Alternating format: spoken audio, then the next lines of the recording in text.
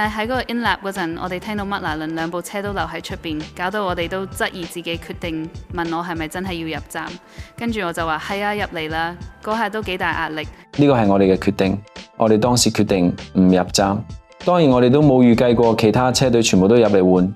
當然你見到其他車隊全部都入站，你就會覺得入嚟先係正確嘅決定。如果去到阿布扎比情況係其中一位車手已經冇機會爭冠軍，咁我哋當然會叫另一位車手幫手支持。係啱啱過咗去嘅卡塔爾站，係今年 F1 最後一個 Sprint Weekend。正好大家見到 Piastri 喺呢個場地有優勢，重拾雄風，喺衝刺賽道拎翻場冠軍，都注視緊佢會唔會喺正賽道贏翻場車，收復季尾嘅失地。點知為個安全車，再加上策略失誤，斷送冠軍之餘，更加將冠軍拱手相讓俾韋少，一個錯誤嘅決定，令麥拿倫保唔住車手榜 1-2 之餘，連 Norris 嘅車手積分優勢都大幅減少，現時只能夠以12分領先 Verstappen， 16分領先 Piastri。三位車手最終會喺今個星期日一場定勝負。今年 F1 呢真係獲得綜藝之神眷顧啊！喺季初點會諗到，去到最尾都會咁緊張啊！我哋 F1 9up今日就同大家回顧成個卡塔爾站，結合數據、圖表等等嘅資訊，再加上事後車隊人員、車手嘅講法，同你分析一下麥拿倫呢個決定背後嘅原因。到最後更加為三位車手最後嘅冠軍之戰作出分析。我哋 F1 9up主要係分享 F1 嘅資訊，會同你逐格睇翻，分析成個 F1 週末嘅個重要時刻，結合車隊人員、車手嘅賽後講法，用廣東話呈現俾大家知。如果你想睇多啲 F1 策略同埋技術，知道一場比賽入邊直播鏡頭冇交代嘅事，咁就 subscribe 我哋呢個 channel，再撳個鐘仔搶先睇 like 呢條片，share俾睇 F1 嘅朋友，仲有就係 comment， 你哋嘅支持係我製作影片嘅動力。事不宜遲，咁就 let's go。麥拿倫一直以嚟都話自己唔會有第二車手，兩個車手都係第一車手。對於上年24年8月，車隊 CEO Zak Brown曾經咁講。不過我哋不嬲對佢哋一視同仁，佢哋都知道呢一點，都好享受呢個安排。而且當我哋有時要作出其中一個讓位嘅決定時，佢哋都好尊重。咁所以我覺得我哋好幸運，可以有依家呢兩位車手尊重我哋嘅做法。另外就話，如果有機會爭到車手總冠軍，佢呢就咁講。好明顯，如果去到錦標賽後期有一位車手比另一位更有機會爭冠軍，咁你可能會開始喺策略上做啲唔同嘅安排啦。不過現實上確實係知易行難。今年麥拿倫賽車喺季初表現優秀，領放其他主要對手，但同時亦都令到車隊需要好好管理車手之間場上嘅問題。例如喺意大利 Monza， 車隊因為喺策略方面為咗公平而公平，令到第三名 Oscar 要同第二嘅 Lando 同一策略，留到最尾博有安全車，從而希望同嗰場最終拎冠軍嘅韋少爭到。但係點知因為要避免俾後邊六仔 undercut， 而要一反車隊君子協定，令到車隊要求喺後邊嘅 Oscar 先換胎，再到 Lando 換。Oscar 嘅換胎 1.8 秒快到破咗紀錄，但係 Lando 咧換胎嘅時候機械試出錯，靜止時間 5.9 秒，令到 Lando 一出去就俾人 undercut 咗，就令到車隊要同 Oscar 咧嘥輪口水，又翳又細先調得翻位。仲喺新加坡 Lando 一起步咧就喺 T3 同 Oscar 撞咗一下，搞到 Oscar 咧差啲撞埋牆。之後Oscar 就問 Lando 咁樣撞開我都得嘅咩？車隊梗係唔會因為咁而調翻位啦，更加曾經拎 FIA 嘅賽車守則嚟擋，話個爬頭冇問題，合法合規，令到 Oscar 喺比賽期間咁樣回應啊。係啫，但係如果佢為咗要避另一部車要撞到佢隊友，咁佢真係避到成劈屎咁樣。總 Lando 成功第3上到頒獎台，第4嘅 Piastri 喺賽後入咗 park 尾嗰陣 cut 咗 Zak Brown 講嘢。雖然喺下一站美國站 Kota，Lando 同埋 Oscar 喺訪問時都分別指出，車隊因為新加坡呢一下罰咗 Lando， 更加係會罰到季尾。其實當時都唔知確實係罰咗啲乜，但係事後就知道罰 Lando 排位嘅次序，佢要先出車，唔可以食隊友氣流，同埋會較早做快圈，減低喺排位時候嘅優勢。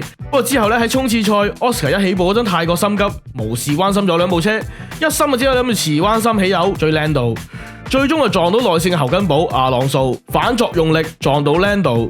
所以之後據悉一人一單就無數。雖然麥拿倫兩個車手之後好似乖乖地咁，冇咩大碰撞，但係呢啲事件都會令到外界質疑麥拿倫呢個管理手法究竟能唔能夠俾到佢哋嘅車手有合適嘅環境爭奪冠軍呢？而去到近呢幾站，因為賽車實力跌窩，季尾速度開始輸俾紅牛嘅韋少，再加上無論車隊同埋車手場上都有唔少犯錯，包括喺 Vegas 因為底板過度磨損遭遇雙 DQ， 令到韋少喺車手積分榜度越追越近。半分機會越嚟越大。但係當麥拿倫面對好大機會未能協助到佢哋旗下車手拎到車手總半分嘅時候，去到卡塔爾站之前，石關被問到事到如今會唔會偏向其中一個車手啊？其實我都暫時都係打算逐場嚟啦。我哋兩個車都有機會喺呢場比賽之後領先世界冠軍，所以你要點做先至可以俾佢哋都有公平機會爭冠軍呢？除咗俾佢哋平等機會之外，仲可以做咩？如果去到阿布扎比情況係其中一位車手已經冇機會爭冠軍，咁我哋當然會叫另一位車手幫手支持。真係唔知話佢堅持好啊，定係話佢笨好啊！真係。而麥拿倫車隊就係因為喺比賽時候加上呢份堅持，導致再將積分拱手相俾韋少。本身喺卡塔爾站，麥拿倫兩個車手喺呢個場地咧都有啲實力嘅，自由練習 1-2 就不在話下啦。跟住衝刺排位都有1-3，同時咧亦都1-3完成。韋少咧就排第4完成比賽，成功拉開積分差距。而喺正賽嘅排位，麥拿倫兩子都係順風順水，總成功排位 1-2，排喺韋少嘅前邊啊，其實已經搞掂啦。加上呢度對輪胎損耗大，睇完 sprint 啫就覺得爬頭又難，再加埋正賽一套胎只能跑25個圈，行死晒策略決定，冇乜位走。其實咁咪即係等於3個衝刺賽。麥拿倫又強勢霸住頭牌，韋少起步贏晒2個都唔係咁易。比賽前我都覺得對 Oscar 嚟講好有機會拎呢個半軍，好有機會收窄同 Lewis 嘅差距。不過要發生嘅嘢逐漸都會發生。一起步嗰陣，3架車都係同時喐車嘅，但係可以見到 Oscar 同韋少一早就拉開咗。咁但係 Lando 呢，佢嘅起步又衰咗啦，未到剎車區就已經被韋少追到平排。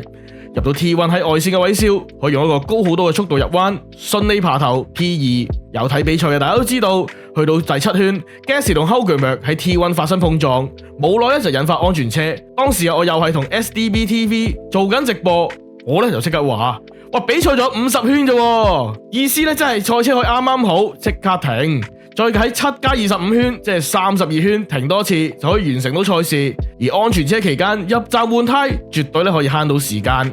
簡單嚟解釋一下，因為場上面嘅車手速度減低，但係換胎入站所需嘅時間亦都會差唔多，變相因為咁而蝕嘅時間就少咗。而根據 F1 官方嘅數據，正常情況之下入站換胎會蝕26秒，但係安全車入站只會蝕賽道位置，因為之後啲賽車都會跟住安全車噶嘛。當然唔係每一次安全車都適合入站換胎，首先當啲車仲有需要換胎啦。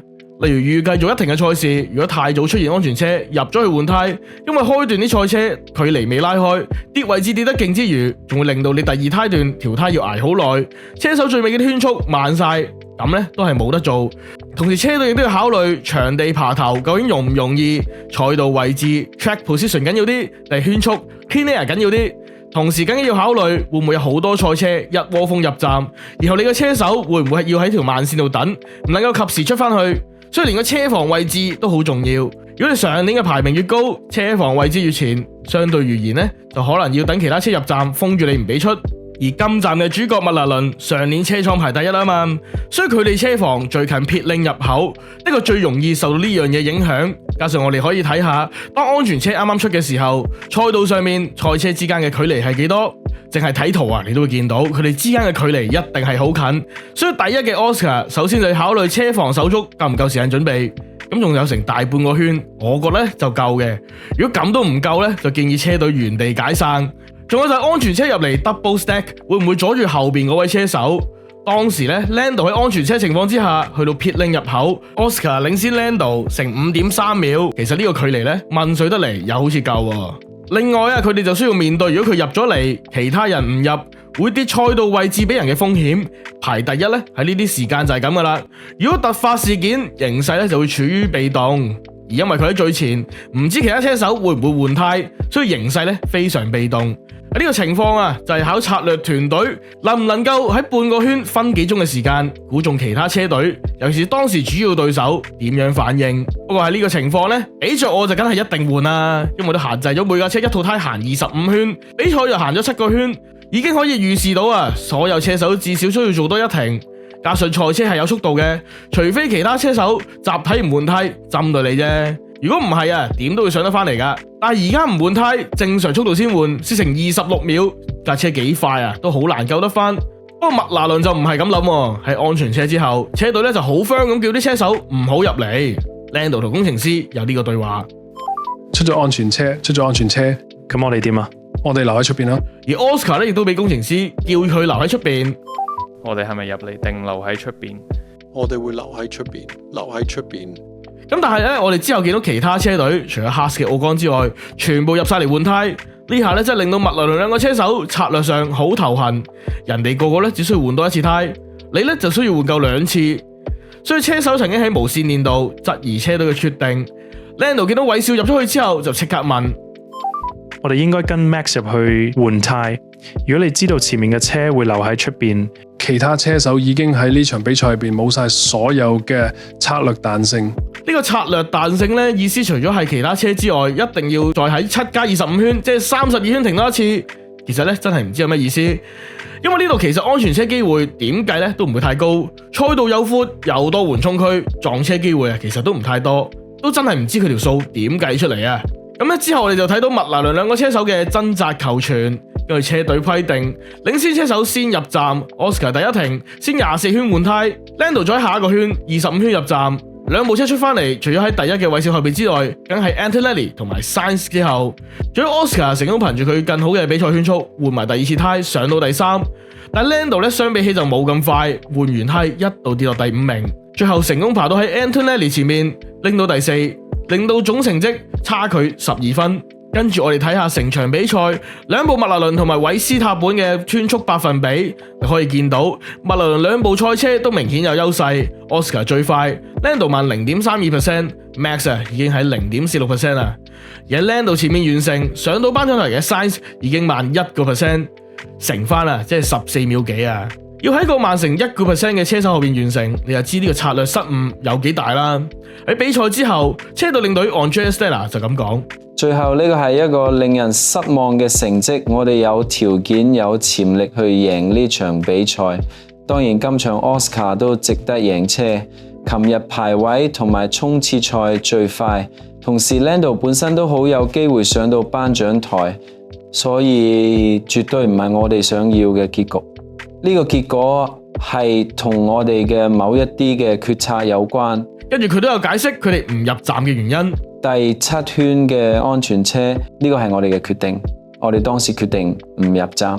當然我哋都冇預計過其他車隊全部都入嚟換。當然你見到其他車隊全部都入站，你就會覺得入嚟先係正確嘅決定。好老實啦，當你係第一架賽車，你唔會知道後面其他人會點做。如果我哋做 double stack，絕對會影響到 Lando。不過最後主要原因就係估唔到其他車隊都入晒嚟換胎。所以呢個係我哋嘅決定，但係同時都唔係一個正確嘅決定。而佢亦都有解釋到工程師嘅無線電講到嘅策略彈性究竟係咩意思？其實呢個係指會唔會有其他安全車，因為如果有嘅話，會令我哋企喺一個非常有利嘅位置，因為佢哋第7圈入咗嚟之後嘅策略就會定死咗。我就只能夠講，你都有你嘅道理，但係好明顯咧，你完全冇考慮對手點諗，會唔會入嚟換胎？呢個先係對陣嗰陣最重要嘅課題。而紅牛首席策略工程師 Hannah Smith 喺被問到第7圈入站嗰個決定嘅時候，佢咧就咁講：第7圈正正就係我哋喺比賽之前就已經決定咗嘅安全車同 VSC 嘅入站窗口，所以呢個係我哋計劃咗嘅。所以如果第7圈有安全車，我哋就會叫兩部車都同時入站。安全車期間入站實在有太大優勢，尤其當你一定要做2停嘅時候，對我哋嚟講呢樣好明確。我諗其他車隊都係咁諗。但係喺嗰個 in lap 嗰陣，我哋聽到麥拿倫兩部車都留喺出邊，搞到我哋都質疑自己決定，問我係咪真係要入站。跟住我就話係啊，入嚟啦。嗰下都幾大壓力。有料啊！麥拿倫嘅工程師呢下百期思考領域唔入站，令到主要對手都擔心自己係咪做一個啱嘅決定，笑死！網上有幅圖好搞笑，就係笑話 Andrea Stella 曾經係法拉利人，仍然都留有法拉利嘅特色。而我都成日將麥拿倫形容為橙色嘅法拉利。佢哋今季已經多次策略僵化，又為咗公平，唔想唔覺意益咗其中一位車手，令到佢哋盡量想兩個車手同一個決定。但其實從來喺策略上嚟講，兩部麥拿倫打一部紅牛呢，其實真係好易打。喺呢個情況啊，咁你咪前邊嗰個唔入，後邊嗰個入，咁喺車隊嘅角度嚟講係最穩陣嘅，確保是但一個車手都可以為車隊拎分。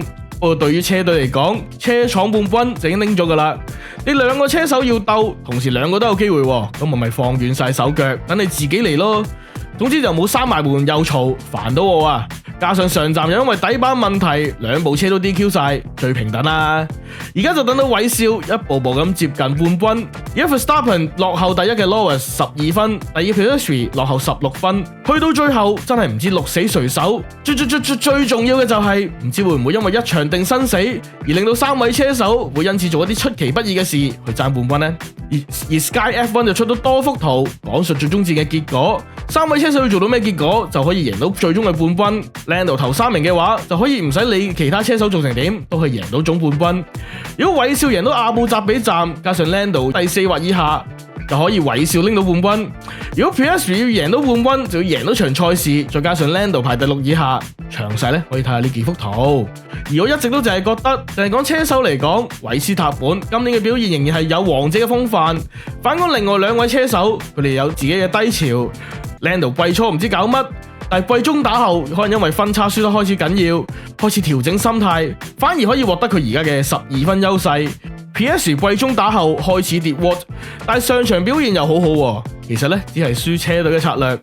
不過唔知佢最尾心理環境係點，會患得患失啦，定係能夠有好嘅發揮？再加上車隊策略都係長期有問題，會唔會今個星期日又嚟發作呢？都好難講。如果就睇數據睇各個 scenario， 呢個冠軍咧實在有太多變數，我哋咧都係靜靜咁睇落去啦。到最後咧都想講多少少關於場大火啊！呢幾日香港政府都係極力防範反抗勢力死灰復燃，國安就四出速動，禁聲所有喺香港發聲嘅人物。有本身咧都話想出條片噶嘛，不過咧其實見到好多唔同媒體都講咗好多有煙西嘅意見，包括 ConHub 係我個 Woomy 做嘅，大家多多支持喺 IG 嘅。咁另外咧就係前大埔區議員任啟邦，佢咧本身喺怡雅苑同埋富士村服務多年，佢對於附近嘅雲福苑咧嘅法團亂象都好有了解。佢嘅訪問咧同埋 Facebook 都有好多資訊，大家有興趣可以了解下。咁咧我就講下我自己感想啦。而我只係覺得咧香港人真係好慘啊！老實講，呢個強制大維修嘅法例係夾硬加上去嘅，跟住啲法團成員咧就好容易受到唆擺，甚至有貪污嘅嫌疑。跟住為咗自己權益而反抗嘅小市民，往往咧就會受到管理處同埋保安嘅針對。但係其實佢哋都係業主嚟嘅，真係慘啊！其實佢哋都係啲管理公司同埋保安嘅老細，點解要受到啲咁嘅對待呢？我諗呢個真係而家香港嘅寫照，日日聽住政府指鹿為馬，市民要交稅，但係政府收錢收翻嚟嘅呢係用嚟對付自己。呢啲咁嘅社會制度，只能夠講話某程度上當一眾小市民係奴隸。咁另外咧就要講喺各大咧多香港人聚居嘅城市咧，都會有各個大大小小嘅追悼會。咁如果你咁啱喺嗰啲城市咧，就可以睇下。咁我都籌備緊，我都有幫手籌備布里斯本嗰個嘅。咁係啦。咁喺度呼籲翻布里斯本嘅街坊可以過一過嚟我哋呢度啦。咁我諗真係點講咧？對嗰個心情真係好受影響。我覺得一啲即係有啲儀式咧，可能會令到大家抒發到個情緒。其實都係提供一啲 service 啦，即係始終我哋睇下嚟緊會點啦。老實講，我覺得香港而家政府做啲決策真係低能噶啦。即係而家佢話咩啊？有條友話要寧漢豪啊，話要咩啊？話要3日內拆晒啲棚網喎。喂，大佬你黐線嘅，即係唔係咁樣做嘅啲嘢。其實因為你咁樣會令到小市民，即係嗰啲小業主又要俾筆錢出嚟做維修。你喺咁急嘅情況之下，喂大佬，人哋而家開貴你噶啦，唔好玩啦。問題就係你又唔分，你又不分青紅皂白咁叫人拆，其實都有唔少工程公司做得好好，用啲啱合格嘅棚網噶嘛。如果我係香港政府，我可能 check 話講1個月內我就會 check 晒全香港嘅棚網，嗰啲人自動就收埋啦，身有屎。其實而家啲人已經收緊啦，咁你而家就搞埋啲啱嘅好嘅，咁其實係低能噶嘛，白痴嘅。佢嗰個規格咧又唔知咩料嚟嘅，即係咧你可以話雲福苑個規格係啱，我都唔知揾咩人 check 嘅，即係呢啲貪污咧真係好誇張咯。其實我諗我哋自從有 ICAC 之後咧，即係我意思係1967幾年嗰陣啊，有 ICAC 之後咧，我哋成日以為香港冇貪污啊，冇玩啦。其實我發覺大家根本就唔提，以為冇，其實勁多貪污咯。所以唉，我諗大家 aware 啲啦，即係我哋喺外邊只能夠就幫大家講嘢，唉喺入邊講嘢唔講得就睇下可以點做啦。唉，真係，我覺得香港真係好難搞嘅咁樣，係啊。咁啊，我哋之後再見啦，拜拜。